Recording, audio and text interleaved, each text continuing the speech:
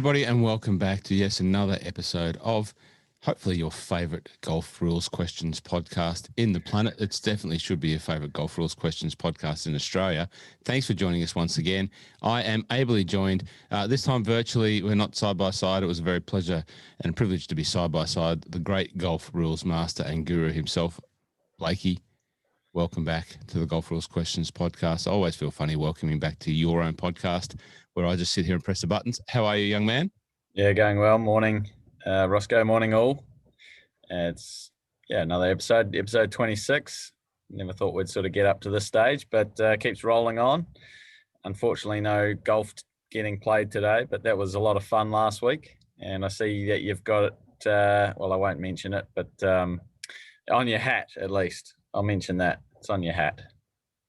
Don't give too many clues away already for the background bingo, but you've pretty much given it away for the one. You've given it away for the one person that actually enjoys this segment called background bingo. I'll just say a quick g'day to Andrew Miller. I also want to say a g'day to Macca, who I bumped into yesterday. So that's why I was a little bit confused with the listeners. Macca, g'day to you. Andrew Miller, g'day to you. Blakey's already pretty much given the game away. I want all the detail you can give us on this course and hole. So there's a bit of a project for you if you are playing background bingo. It's a great little thing. If you don't know what we're talking about because you're joining the Golf Rules Questions podcast for the first time, well, firstly, welcome. And secondly, background bingo is where you can go over to the YouTube channel and look at this video that we put, which is just essentially the Zoom, and Blakey jazzes it up a little bit and makes it fabulous. And we have these golf holes on the background, and your challenge is to have a look at the golf holes. And if you're interested in quirky golf pictures that we may have taken or we may have borrowed from other photographers around the globe, this one is one of my photos. I don't know about yours, Blakey, but you can tell us where they are. And one day we'll have a prize, because one day someone might want to sponsor background bingo. But we need probably 2 or 3 more people to play it first, Blakey. But anyway, what are we talking about this week? We've got all of the regular segments. We've got our Golf Rules question of the week, which is otherwise known as the GRQotW. GRQotW. We like a little bit of an abbreviation here. So we will cap off what the answer is to last week's GRQotW and clarify one point, which I do want to backtrack on and clarify because it was a question that I raised last week and a question that I had clarified from the superintendent / greenkeeping / groundspeople fraternity. So I will cover that back off with you, Blakey. We've got a listener question from a young lady who sits across the other side of the Pacific Ocean on West Coast, USA, who does a wonderful job in the world of golf rules in her own right. She does a wonderful job in educating ladies and women into the game of golf and making them feel welcome and comfortable. That's Marcela from Girlfriend's Guide to Golf. So we've got a question from Marcela. We have a little bit of discussion around that. And then this week's Golf Rules question. So a fairly concise episode this week, Blakey. No Ivers to report. Any Ivers to report? Did we get called on any Ivers? Not for a while, but I'm sure there'll be just one round the corner. Well, did you? I think that was an Iver of me getting our 1 or 2 listeners that to participate in the competitions mixed up this morning. So, but anyway, good. That's all right. And Andrew, you didn't happen to see the European Tour last week, did you? I saw bits and pieces of the European Tour last week. Did you see the one? There was sort of a viral photo with the divot and the ball. Okay, so there was a ball in the fairway that rolled up right beside a loose impediment, a divot that had been taken out of the ground by someone else and not replaced. And the interesting thing about it was one of your favorite players who owned the ball that rolled up beside the divot. I think that the one where the divot was sitting on top of the ball? Or just... Yeah, basically. Yeah. It was your mate George. Oh, Jorge CAMPILLO. or as Ivor himself would say, Jorge CAMPILLO. Yep. So I'll just go and buy Georgie CAMPILLO. Hashtag George CAMPILLO Watch or CAMPILLO Watch. I started that hashtag last year after, but essentially just to backfill the information there for the listeners, playing with George or Jorge at the Vic Open Pro-Am a couple of years ago. And suffice to say, George didn't give his playing partners a little bit. There wasn't really a language barrier. He and his caddy, Borja, spoke perfect English, but they just didn't give us a lot. And subsequently to that, I was fascinated by Jorge CAMPILLO and started to watch him, and he had some great moments that I would record on my camera when I was watching the European Tour late at night.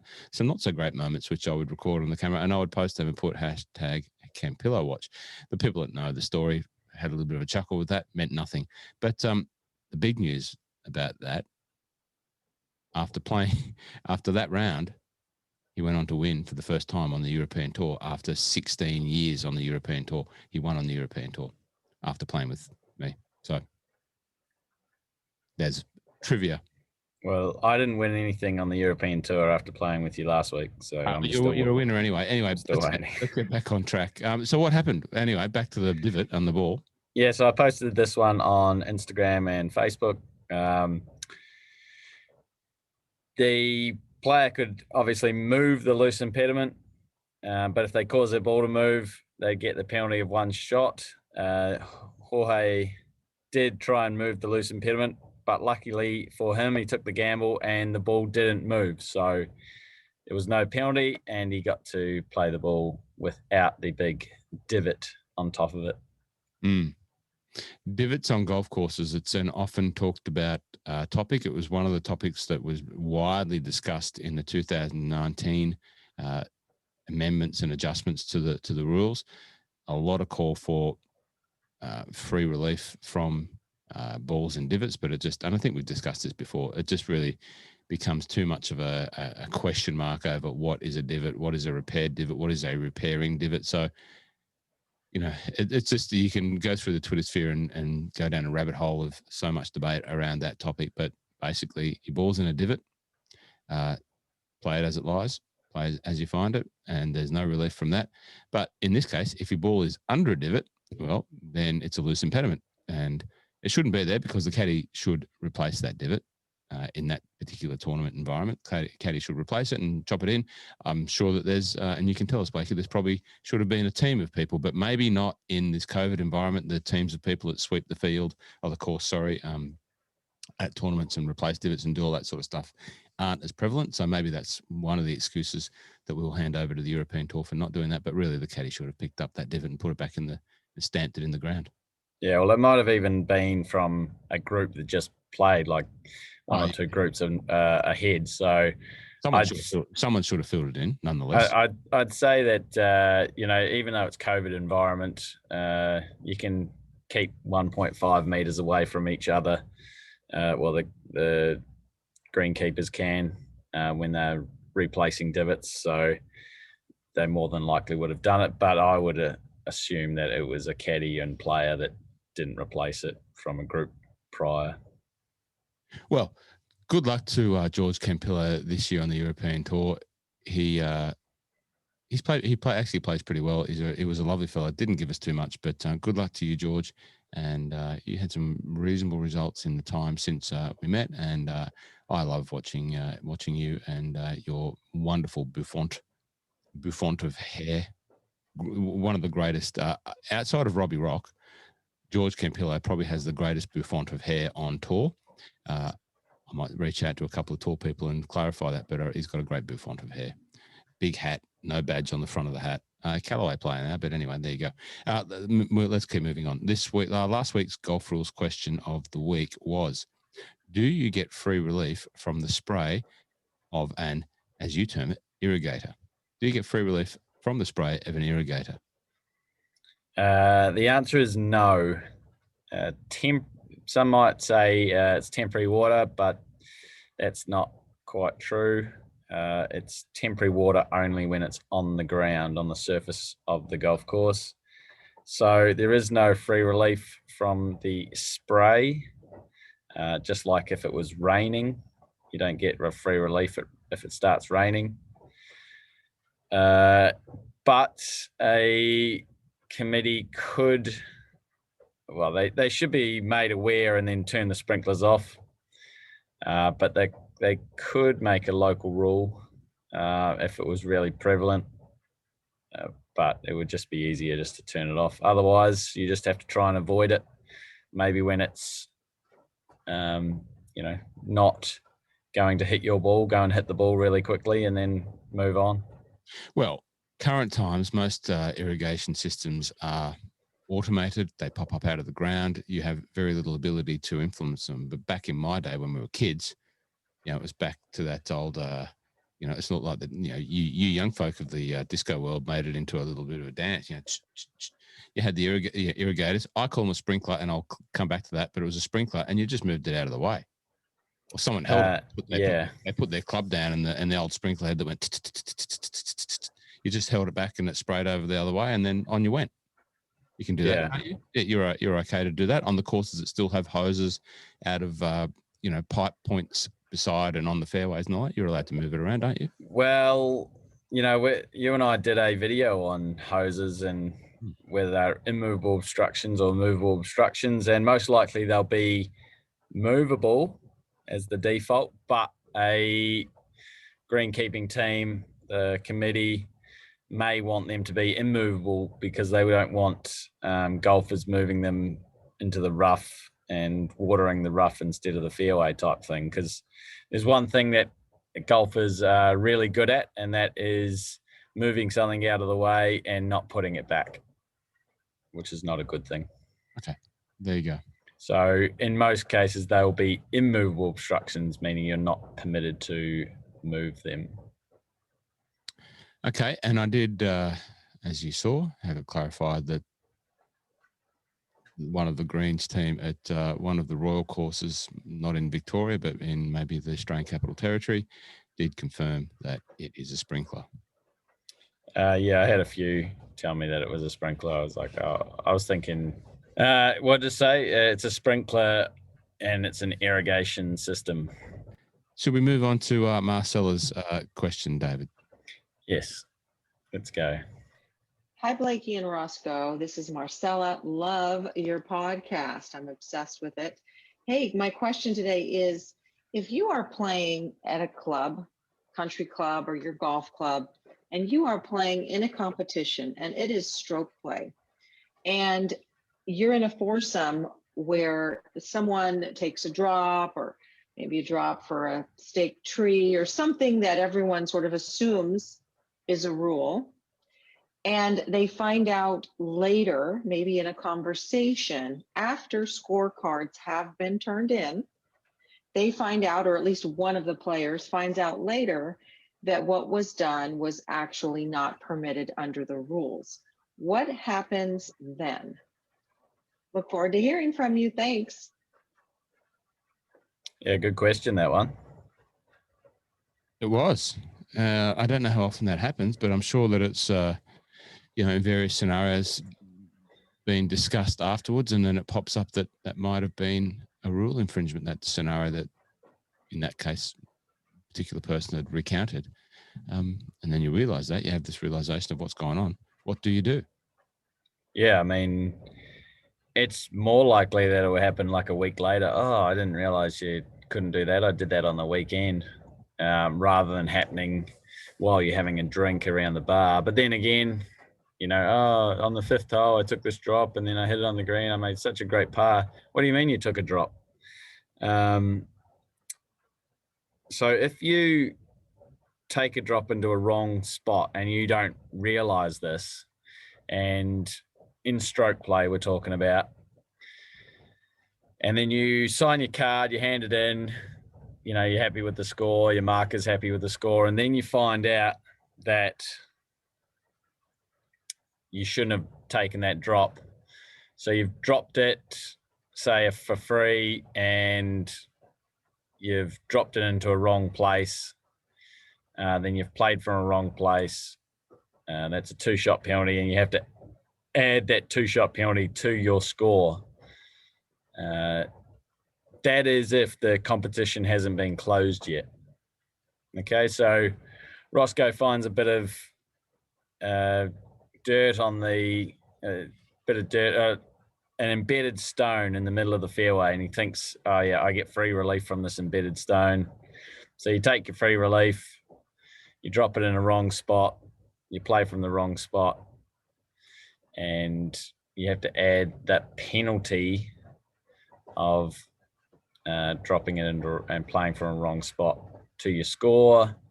So your 74 goes to a 76, but the competition's already closed, then it stays as a 74, and there's no penalty to you because it wasn't found before the competition's closed. Now, if you did it deliberately, you knew that there wasn't free relief, but you're like, stuff that stone, there should be a free relief. That's a disqualification penalty. It's not add the penalty after you handed in your card. That's just disqualification, regardless of whether the competition's closed. Okay, so what is it?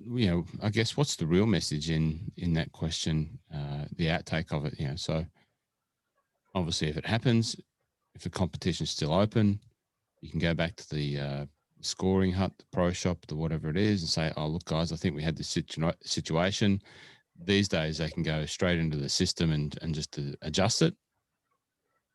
Or no, you'd be disqualified, wouldn't you? You handed in a wrong card. Sorry, they can. No. If you've handed in the wrong score, yeah, and you didn't know that you were to incur a penalty, you just add the penalty. Add the penalty, as you just described. But if it's closed, then you just got to learn from that and move on and sort of suck it up, right? Would you accept a trophy? This is the hard thing. This is the point. This is what I'm trying to get to is what happens if, and it may be the case that a newer golfer playing off a higher handicap, has 45 points, and you see, the higher handicap golfers come in with their, best round of the year, 45 points, they win the competition. What would happen? What would you do? How would you feel? It's an interesting situation.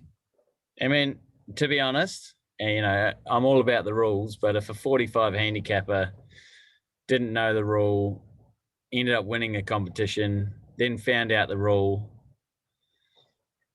I wouldn't be that disappointed. I mean, it's not that easy to learn the rules. There's a difference between actually deliberately cheating the system and just not knowing, and hopefully they'd learn from it. But I hope that those beginner golfers are playing with people that know the rules and can teach them. Yeah. Well, it's an interesting point. I'm not sure how often that comes up. Obviously, Marcela has faced that situation, or a part of her network has faced that situation. It's something that she's been asked. If it does happen in your golfing environment, and the example that Blakey just cites that it is a higher handicapper, which is probably we are guessing, but the more likely scenario that something like that is going to happen. Well, of course, if you've changed it, you can get it changed. If the competition is closed and it stands, it stands. If competition closes, it stands, and someone wins a trophy, a voucher, or something like that, and it really is an education purpose and piece for that person to learn from. I would hope that in the example that we're using, if they're a higher handicapper, that they're not made an example of. But I guess it just comes back to that point about the importance of when you enter the game and you enter competitions and you are playing for score, the value of spending some time educating yourself and being educated on the passion of the project that you're so passionate about and the rules of golf, David. That's why we're doing this. And why we're doing this is to try and, as you can tell from me, when I try and replay these situations in my head, there's always something that I'm learning. And when I repeat it back to you, I'm trying to just remember that. So I learn all these situations, and hopefully the people are no different that listen. And if you know someone that is new to the game that may listen to a podcast, just share this with them. And if they want to reach out to Blakey and they have a question, he'll always answer. If they want to get on the newsletter, he'll always send out all the different bits and pieces of information that he compiles. So am I speaking out of turn there, David? No, that's Exactly right. And what I've found is we could go in here and we can explain it. I can explain it on YouTube, I explain it in Instagram, but I still want those questions because everyone learns differently. Yeah. So, don't just sort of go, oh, well, he's explained it, but I still don't quite understand it. Reach out. Because I'm happy to talk. I could talk about the rules of golf for 7 hours straight. There you go. He's like the big friendly rules guru that is open 24/7. All the people around the world, just 24/7. Message him in. Might not get back to you straight away, but message Blakey, and he will do his best, level best, to get back to you and give you the information that you need. That's one of the reasons and areas why we first connected all that time ago. That story that I recount, sitting in Glasgow Airport, posted something, and then bang, you're straight on and clarified the situation. And the 26,000 people that viewed that video of mine of a young chap playing out of the burn were educated about that particular scenario, which clearly was a scenario that many people didn't really fully understand at that time. So there you go. I reckon I've reposted that one about 3 times, Rossco. Yeah. And so I'd say at least 400,000 people have viewed that video. Really? Mm-hmm. A young man from Geelong playing out of a burn at Dundonald Links, a great shot, but he actually broke the rules as you identified for us at that time, which is actually no longer breaking the rules. There you go. That's right. Now, advice. This is another topic that we wanted to talk about today. What is and what are you permitted to give out and receive for free? Is that a question from Brett Williamson? Yes. Yeah. Brett Williamson wanted just through the email, which we just said, anyone can fire an email to me and we'll get the answer out on the air. And Brett Williamson just wanted some clarification about advice. The story goes. Good one. This is actually you might know the answer already, but it's a good one because I think this is another one that happens more often than we care to consider, and whether it's intentional, whether it's I'm not sure of the word that I'm looking for, but intentional and therefore not in the spirit of the game. You mean malice with malice? Yes, or it's accidental. I think it happens more often in a weekend sort of club golfer type environment than you would care to consider. But anyway, back to you. In my humble opinion, this would be the most broken rule in club golf. Okay, well, we concur, and we hadn't pre-discussed, how we both felt about that. It just comes out, but I think it's that scenario as well. I mean, playing social golf the other day. What'd you hit there? What'd you hit there? Is that going to help the person? Yes, it is. Is it going to help when a 2 handicapper tells a 45 handicapper what club they hit? Probably not. Is it going to help when a 45 handicapper tells a 2 handicapper what club they hit? Probably not. But it could still have some influence. If the 2 handicapper was to say, I hit a 5-iron, so it goes low under the wind, and the 45 handicapper is going, that does make more sense than me trying to smash a 7-iron or something like that. There you go. There's advice. I mean, these are conversations that you can have on the golf course when it's not going to impact the next stroke. But if it's going to impact the next stroke, say we're both standing on a par 3 par 3 tee and working out what club to play. If it's going to have an impact that it's going to influence, and that's a really important word, it's going to influence what club you're about to hit, then that is considered advice. I'll just tell you what's not considered advice. The location of things on the course, such as the hole, the putting green, the fairway, penalty areas, bunkers, or another player's ball, the distance from one point to another, or the rules. So if I was to say, you're in that bunker behind you, Rossco, Which I And was. I say to you, well, if you don't want to play it out of the bunker, you can take a drop within the bunker. You can take a drop within the bunker. If you don't want to play it from that spot, you can take a drop within the bunker for 1 penalty on a couple of options. You can go back to your last place played, which was at the tee because you boomed that drive. Or you can take a drop outside the bunker for a 2-stroke penalty under 19.2. Mm-hmm. 19.3. Oh, I'm going to get that one wrong. Yeah. So that's giving you information about the rules. That's not influencing. The difference would be if I said, well, I saw your bunker play on the last hole and it is horrific. If I were you, I would definitely take a drop outside the bunker for the 2 shots. Now you're starting to influence the player and what decision they should make.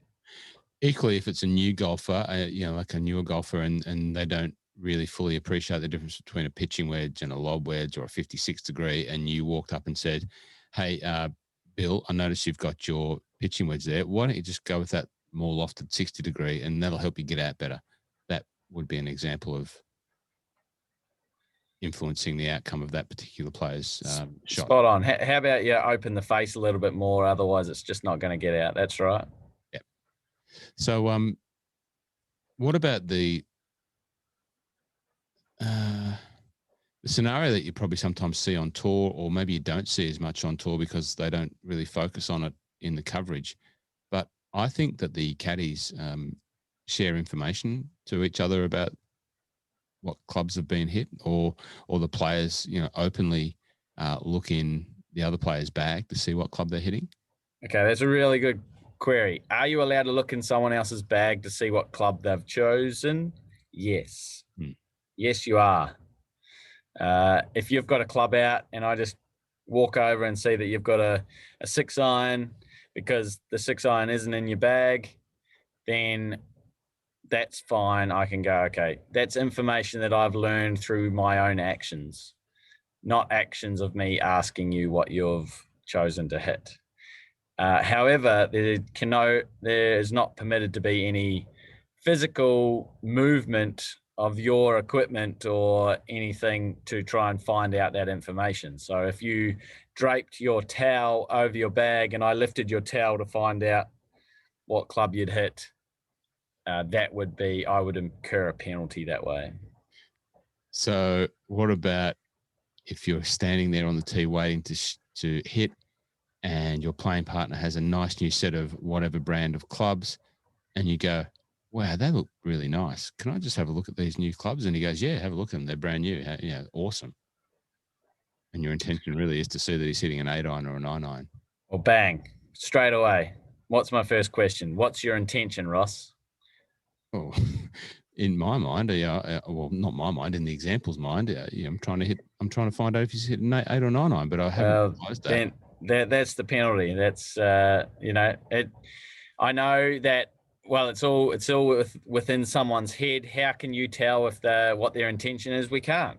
There are going to be some people that break the rules.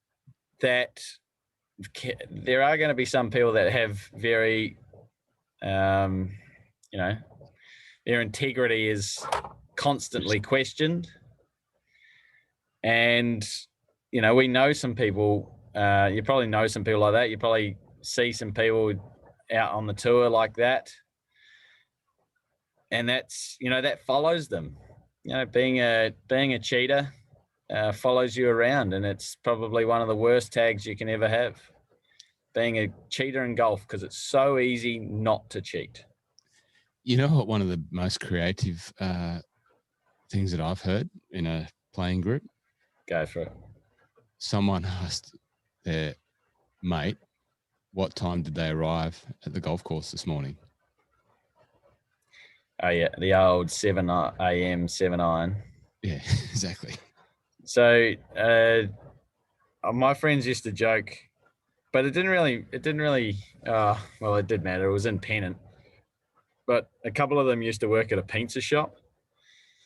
And, number one on the menu of the pizza shop was capricciosa. I think that's right. Number 2 was margarita. Number 3 was Aussie barbecue. 4 was chicken. 5 was Hawaiian. 6 was blah, blah, blah. 7, I could keep going. Yeah. And so they go, oh, what are you having for dinner tonight? Oh, I'm having Hawaiian. Really? That's classic. Yeah. Is there a But classic? this is, you know, it's again, it's cheating. They joked about it. Yeah.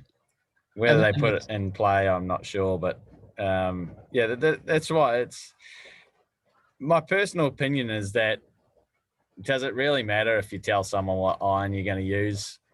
That's my personal opinion. That is not the rules. It's against the rules. Do I break the rules on this one? No, I don't care. Sorry, I was going to say, you know, I get it, but you know, when you're playing socially and this sort of questioning starts to happen, as it probably did last week, you know, when we were playing a new course for the first time, are you cool with that? Yeah. Because we're playing socially. We didn't play. We didn't hand in a card. We weren't handing in a card for handicapping. We weren't playing in the competition. It's social. It doesn't matter what you talk about when you're playing socially. I'm just talking about when you're actually playing, you know, your handicap, your competition. No, I know that doesn't matter, but you are the man with the highest integrity of rules in the land that I know, and I was just wondering if you just as a matter of course stick with that concept at all times of play, and we didn't talk about it last week, and I can't really remember you asking me or me asking you. It probably happened. I can't remember, but I was just wondering if it's something that you were sticking by in social play or competition play as a matter of course and habit, rather than just being cool with it in social play, which you obviously are because you just said that, versus, you know, switching into competition mode, which you obviously are because you have to, and we all have to.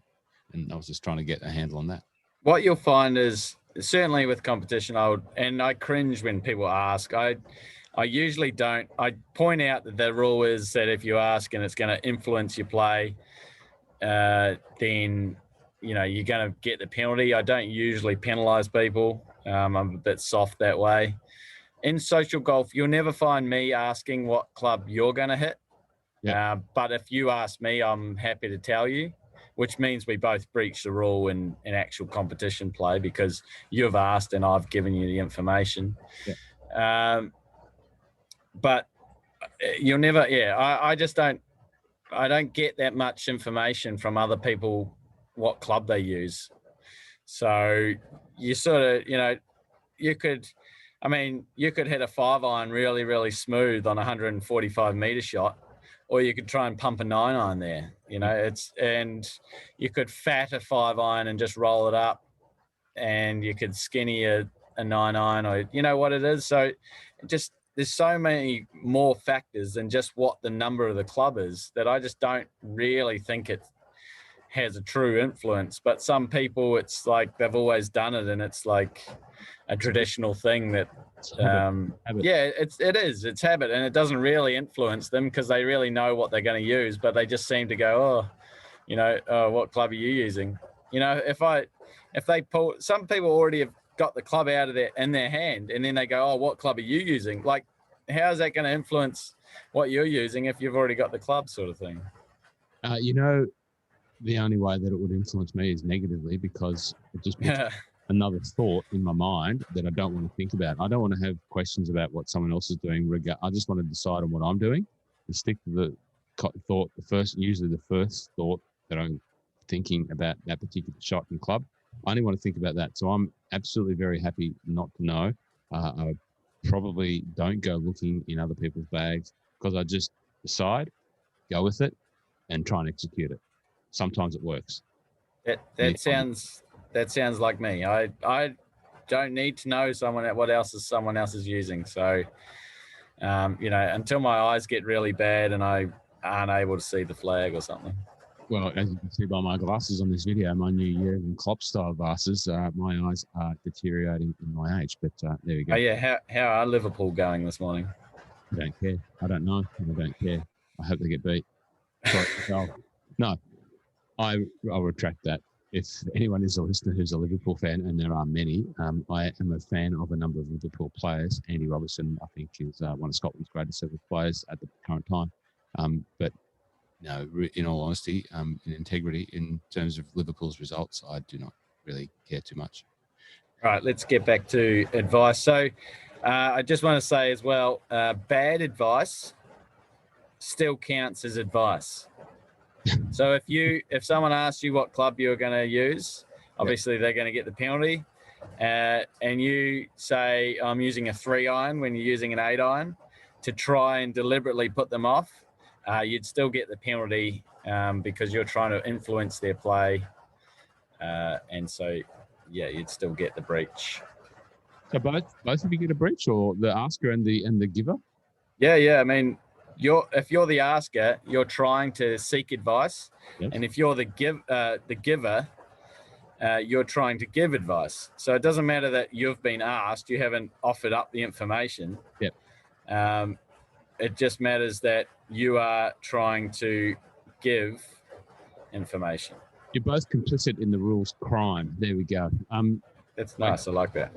I can hear, if you are listening to, sorry, if you get this far and you are listening to this, obviously you are listening to us, and please stick with us. We're nearly at the end, but the little bit of noise that you can hear in the background, it's actually summer in Melbourne still for us in the southern hemisphere, but it's a little bit, might surprise you, raining today, and it's a little bit of rain. It's quite heavy that you can hear on the outside. Brett Williamson, thank you for your question. Really do appreciate that, and hope that a roundabout discussion leads you to the point of you can't give advice and you can't receive advice. There we go. I'll just finish it off. I guess the main thing is it going, and this is the main question you ask, is it going to influence the next shot? So if you ask the question and seeking information, is that information going to influence your next shot? If you give information, is that information going to influence the person's next shot? But also remembering that the rules, distance from one point to another, and the location of things on the course don't count as under that advice. Yeah, to clarify. Well done. Thank you. So thank you for Williamson again. Thanks, Brett. Okay, this week's GRQotW for episode 26. It's a long one. In the tradition of the question, I will try and read it. Is that okay, Blakey? Yes, I prefer that you read it. And I would prefer that you read it in your Scottish accent, but you didn't do it last week. No, and I won't do it again. I'll save that. I need to practice. I had to listen back to that, and it probably wasn't my finest attempt at a Scottish accent. I thought it was great. But it's interesting because it was my natural accent as a kid, even though I was born here in Australia, but I did speak with a Scottish accent as a kid going to school in Cessnock, New South Wales. And as you can imagine, if you're familiar with that part of the world, it's a beautiful part of the world, Hunter Valley wine region, very, very popular area, great golf courses up there. Everyone should go there if you are in New South Wales and wanting to spread a bit of love up that way. But it was a pretty working class environment up there. You have a good rugby league town. The Johns brothers are from Cessnock. And you can imagine a little kid with a Scottish accent turning up to kindergarten. And I still remember in Australia being ridiculed for that. So hence the Australian accent that I got now, mate. Haven't lost a Pro V1 lately either. There you go. Just by the way. So let's get back to the question. In stroke play, the balls of player A and player B are in different bunkers on opposite sides of the green. Unbeknown to each other, both players play their next stroke from within the bunkers, and the balls, whilst in motion on the green, hit each other, with player C standing on the green watching closely. Both balls come to rest on the putting green, only 10 centimetres from where they hit each other. What happens next? Okay, so the important thing here is two players are playing, Rossco and Blakey. They can't see each other. They just assume that it's their turn. They hit their balls onto the green, and the balls end up hitting each other. And player C is watching this whole thing happen. So what happens next? What do you do? That is a good question. It's not a scenario that I've ever been faced with, but it is when you talk about it and simplify that, because it was a long question, and it's that version that you just accounted for there probably explains it very, very clearly, rather than my trying to radio voice read it. But I've never faced that at all. But I'm intrigued by that. I don't know the exact answer. We shall find out next week. Very good. Is that all we need to cover today, Blakey? Is there anything else that you want to advise? Well, I guess my either was the fact that I called a sprinkler an irrigator. Oh, well, you know. But I'm forever going to call it an irrigator from now on. No, fair enough. And you can call it whatever you want because it's your show. I'm just the brother of the greenkeeper of the duo here. We have greenkeeping in the family. And young Mitchell Driver up there at Royal Canberra, he was kind enough to chirp out to me and say, "It's a sprinkler, mate." So there we go. It's just a bit of fun, Blakey. There's no harm, no foul here. Absolutely. As if I took it seriously. You sounded very serious. It sounded like I offended you by calling you on that. That's pretty hard to do. Okay. All right. Well, with the highest of intent, integrity, and honour, let's sign off for this podcast, episode 20. Are we going to do background bingo? I mean, you've half done your one. No, you half gave it away. We gave it away. Thanks very much for reminding me. I've got a hat on. If you can zoom in and see the hat, well, that probably tells you where it is. The question is, what does this hole take from? Where does the design of this hole come from? Is that what you're going to ask? As we may have alluded to last week when we were on the boat on the way across Port Phillip Bay, courtesy, or no, there was no courtesy. It was the very expensive ferry ride across there.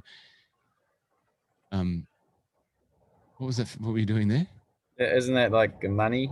Yeah, money? It was a lot of Kaboolies to get a ferry across there, but it's a very enjoyable way of getting across the bay. Don't worry about that. We talked about template holes. And this particular green complex and bunker and essentially everything around the complex, not just the green and the bunker, is a design that has now become a template. You'll see this green design and bunker placement, bunker style featuring on a handful of courses around the world where the good architects draw from architectural style, which is basically what architecture does. It takes from style from the past and reinterprets it into a modern version. I love seeing these reinterpretations in new designed and newly made golf courses. One of the benefits of getting good quality architects in to do redos at Lonsdale Links, that's what they've done with the OCN team. And they've implemented a number of template holes taken from, the classic template holes from eras gone by where the classic architects, going right back to Tom Morris. And this one is a, Tom Morris, I guess, Mother Nature / Tom Morris inspired design. So tell us what that is. We've probably given you way too many hints. The hat, the bunker, Tom Morris. I think it's a no-brainer from there. But we'd love your feedback on that. And your background bingo there, Blakey? I almost think that we've already had this one on, but we've definitely had this. I may have had that one on. I think. Yeah, I think you might have. A good friend of the podcast, Stuart McPhee, who assists me with my YouTube videos.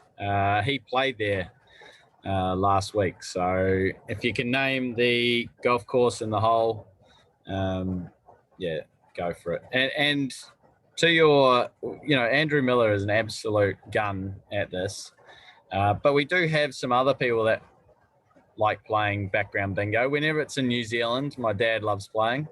And I have had calls for us to branch outside of the Southern Hemisphere, although you go Northern Hemisphere, but get over to the big piece of land that is the US. And I'm sure we will get over there one day soon because there's many, many golf courses over there. Macca, Andrew, Mr. Blake, Mr. Flanagan. Who else we got? Webbo. Mr. Webbo, Mr. Williamson, Willow. You can Brett Fraser, Willow, Phrase. The handful of listeners that do join us every week. Thank you. For the listeners that haven't rated a mention here, not rated a mention, that's a wrong term, but haven't gained a mention here because we don't know your name, but we do thank you for listening. And we hope you listen and join us again next week. Share this, like this, subscribe, do all those wonderful things that help this podcast get in the ears of other people. That's all we can ask. Blakey? Awesome. Thank you very much. And I hope the rain hasn't deafened the audio too much. Very good. See you next week. See you guys.